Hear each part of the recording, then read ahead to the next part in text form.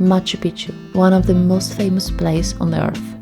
There is something strange about this story. It was never rediscovered, and what we think we know about it may not be entirely true.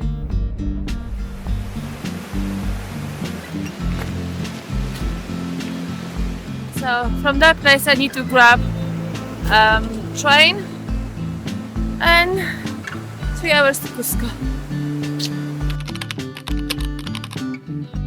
Machu Picchu is a 15th century Inca citadel, hidden high in the Andes mountain of Peru, about 2,413 meters above sea level, nearly 8,000 feet. This wasn't a normal city. Only around 700 people lived here, mostly servants, priests, and specialists. So this place was more like a private royal retreat than a city. The architecture is incredible. Perfectly cut stone, stuck together without mortar, so precisely that you can't even fit a knife between them. Inside the city there are the Temple of the Sun, the Temple of the Three Windows, and the Intihuatana stone, a ritual object possibly used for astronomy.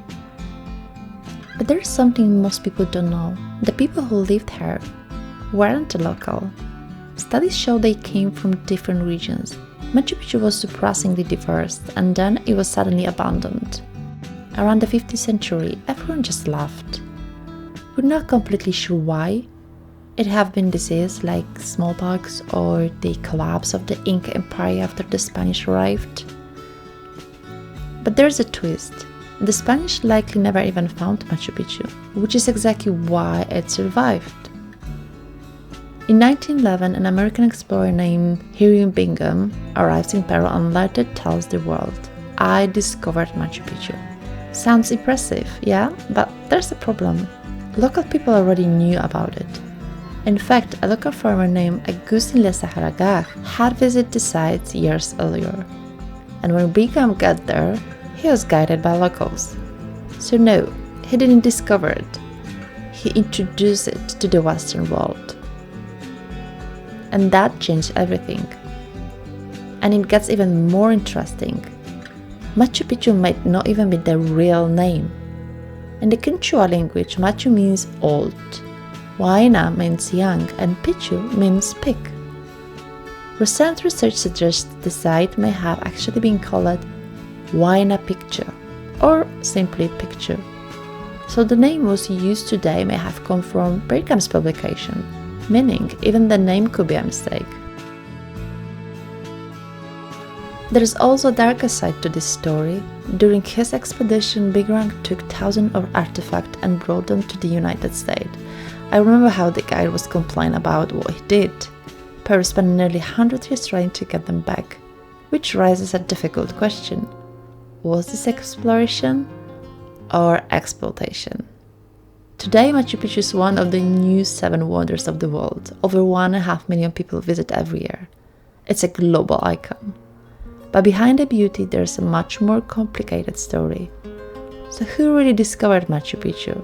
The Inca who built it? The locals who never forgot it? Or the man who showed it to the world? The answer? Well, depends on what discovery really means.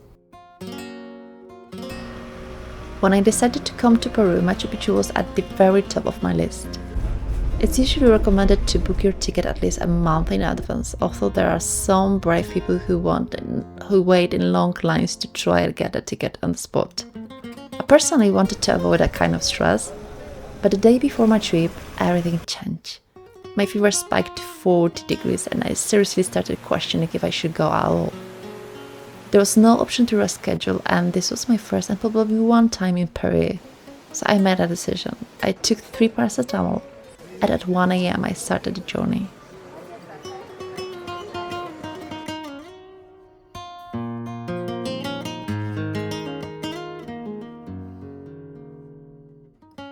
When you're standing here and you think that nothing, surprised you, you're really surprised. It's breathtaking.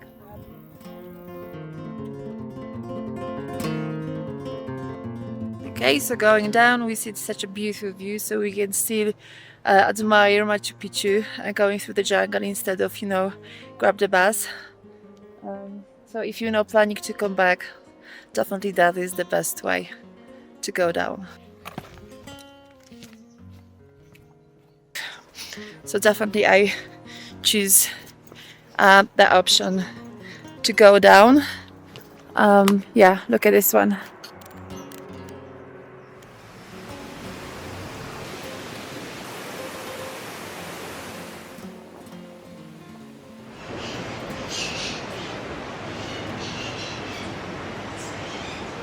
Okay, this is another attraction. When you're leaving Machu Picchu and you're not taking bus, you're passing through museums. Before the bridge on the left-hand side, there was no one there because probably no one doesn't know about this.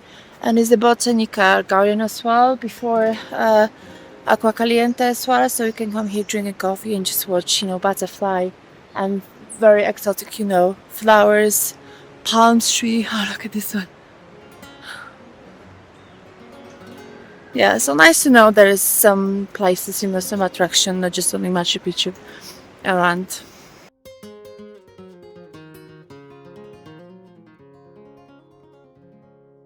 Okay, I'm barely reaching Aqua Caliente. The trip is very nice with this jungle, but the air is very wet and it's definitely for I can't even say this so because it's so difficult to breathe. It's quite wet here, yeah. Oh, you can have a look. The view, amazing. Oh, from that place I need to grab train and 3 hours to Cusco. Would I go back to Machu Picchu if I were in Peru? Considering the price, the number of tourists and the cows, probably not. Instead, I would choose Pisac. From Cusco, it's only cost me $5 to get there, and the park entrance was $7. And the best part, I didn't see a single tourist, just local people. If you want to check it out, there's a link above to see a mini Machu Picchu experience.